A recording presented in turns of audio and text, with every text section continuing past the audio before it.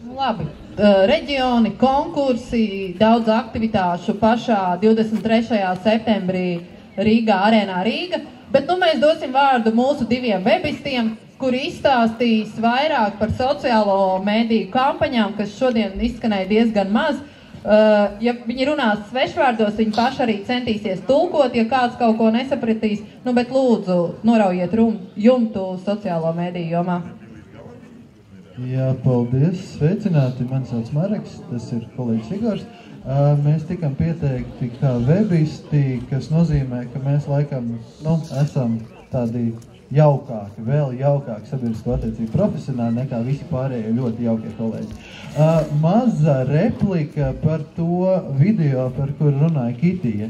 Tātad, iedomājieties, mazais virālais eksperiments uz rotaļmašīnītes tiek uzlikta kamera ar zivsaci, kas rāda ļoti plašu, ļoti izkropļotu mākslīgu bildīti, un tas auto šaudās cauri starp kājām tiem cilvēkiem, kas kārto arēnu Rīga. Smuki! Vai aizies vai neaizies, nezinām, bet ir vērts paeksperimentēt, jo šīs kampaņas sauklis taču arī ir norauj jumtu. Ja sanāks, būs baigi forši, un jūs varat tur palīdzēt.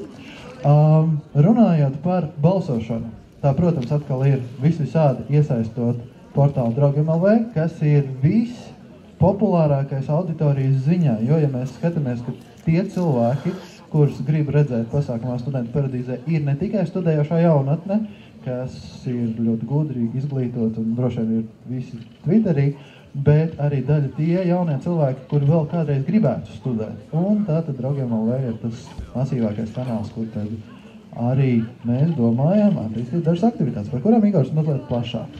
Tad izstāstīšu par Draugiem lapu. Mēs viņu veidosim kā galveno ziņu nesēju par visām aktuālākām lietām, protams, tur visa informācija un tā tālāk. Bet ļoti interesants kanāls būs Twitters. Mēs viņu izmantosim tādā veidā, ka Twitterī tiks publicēta informācija, tāds inside info nedaudz par tām lietām, ko parasts cilvēks gatavošanās procesā nekad neieraudzītu. Piemēram, atbrauc kaut kāds viens no izpildītājiem, un kā viņš ielido, kaut kāda neliela diskusija, varbūt ar viņu kaut kādu domu apmaiņa vai neliels video. Līdz ar to Twitteris būtu tāds ļoti īsu ziņu kanāls, kurā būtu iespējams dabūt ļoti interesantu informāciju, kas atšķirās, protams, no Draugiem lapas, kur būs tāds ļoti, nesāksim par analītiskiem, bet tādu ziņu rakstu.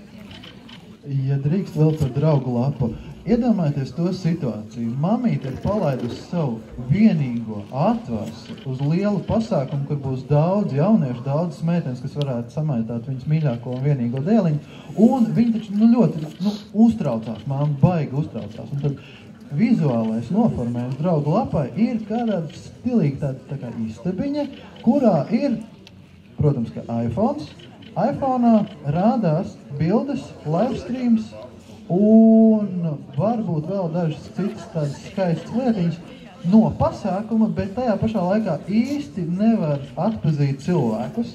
Tas ir tajā gadījumā, ja jūs dejosiet ļoti stilīgi, tad māma to neredzēs un viņa nejautās, vai tu tur nebija mazliet iedzērs pārāk daudz bezalkoholisko sīdru. Un tieši tāpatās to varēs redzēt mājaslapā, kur mēs ievietosim arī video live streamu no pasākumu, un tur būs viss redzams, kas notiek tad uz vietas, un tāpat arī tās pašas bildes. Līdz ar to mēs tā kā dublēsim saturu, lai tie lietotāji, kas interesējās, teiksim, vai caur Google atrod mūsu mājaslapu, nonāk tajā. Savukārt Draugiem LV lietotāji nonāk krietni ērtākā un ātrākā ceļā un neaiziet no savu mīļās Draugiem LV platformas. Jo, protams, tiešais mērķis ir tie cilvēki Latvijā, kas fiziski var aizbraukt uz arēnu Rīgu, noraut jumtu un atlaist pa pilnu programmu, bet tā kā viena no organizātora ambīcijām ir saskarties arī ar Lietuvas un Igaunijas kolēģiem, jaunajiem studējošiem cilvēkiem, tad livestreams mājaslapā varētu būt viena no tām labākajām opcijām.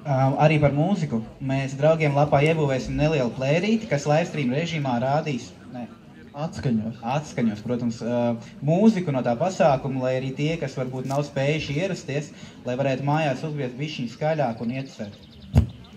Un runājot tālāk, atcerieties, mēs runājām arī stāstījām par to, ka būs tie auto ar nogriezto jumtu nobrēmtotie pie augšskolām.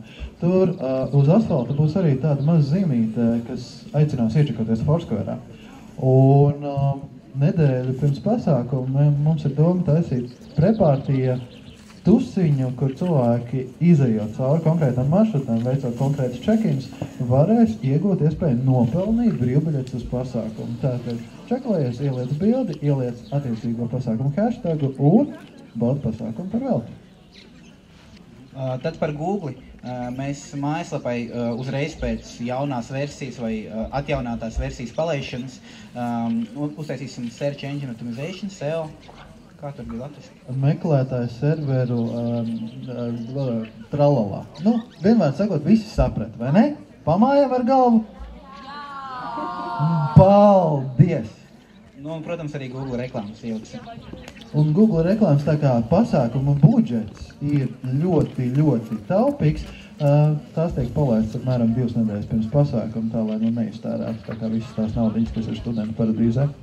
YouTube un Flickr kā atbalsta kanāli, kur izvietot bildes attiecīgi un video, kuras ērti šērojās starp lietotājiem, kur iespējams sagūglēt, nu, tā lai ir ērti un forši. Un, protams, mēs visi esam ārkārtīgi digitāli, ārkārtīgi stilīgi, un katrs var nofilmēt kādu video. Un, protams, tēma norauj jumtu, jūs vislabāk varēsiet izpausties tajā risinājumā, un arī YouTube video konkurss uztaisām mazu fanu klipu, liekam automātiski viņš aiziet uz mājaslapu, uz YouTube kanālu, un arī vinētājs tiek pie dāvanām no paradīzes un no, protams, uz ballīti.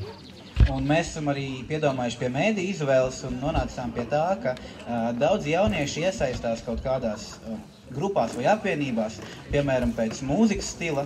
Un šiem cilvēkiem eksistē, protams, portāli, kur viņi runā, kaut kādi fórumi, lapas, un mēs nolēmām šo izmantot tādā veidā, ka mēs tur liktu iekšā kāds reklāmas risinājums vai savādāka veida interesantas lietas par šo pasākumu un uzrunātu tajās vietās, kur jau ir šie cilvēki, tie fórumi vai diskusiju vietas kaut kādas. Un tas ir tas mēdījis, kurš ir šobrīd maz izmantots, un mēs ceram, ka tas piesaistīs vēl lielāku uzmanību nekā klasiskais banneris Delfi vai Draugiem. Un atgriežoties pie pašas kampaņas vizuāli, tagad iedarbinam savu fantāzijas spēju un iedomājamies, kāds izskatās auto kabrio, tad, kad mēs redzam skatu no augšas. Vasara, skaisti jauni cilvēki. Mēs neredzam viņu sejas, bet mēs redzam, ka tur ir skaists bikini, vēl skaistāk presīt jaunam čalim un sauklis norauj jumtu paradīzē 5. pakāpē. Un mēs aizmirstām piebilst, tā kā šogad mēs gribam iesaistīt arī Baltiju un tā, tad principā no reģionālajām pilsētām un no Viļņas, kur ir lielākā Lietuvas universitāte, un no Tartu tiek organizēti partiju busi, kur ved konkrēti uz šo studentu paradīzi.